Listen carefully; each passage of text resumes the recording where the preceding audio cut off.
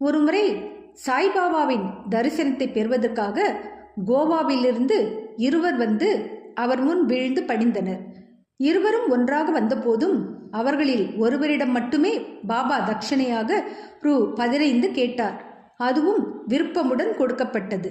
மற்றொருவர் தாமாகவே முன்வந்து ரூ. 35 அளித்தார். மற்றெல்லாரும் ஆச்சரியப்படும்படியாக பாபா அதை பெற்றுக்கொள்ளவில்லை.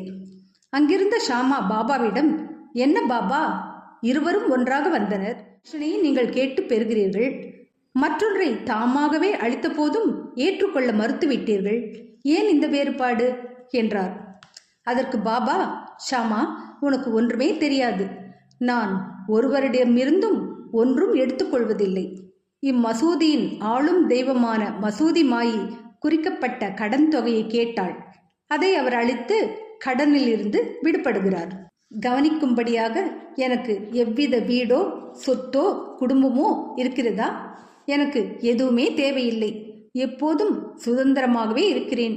கடன், பகைமை, கொலை ஆகியவைகளுக்கு பரிகாரம் தேடப்பட்டே ஆக வேண்டும். தப்ப வழியே இல்லை என்று கூறிவிட்டு பின் தமக்கே உரித்தான பாணியில் பின்வருமாறு கூறத் தொடங்கினார்.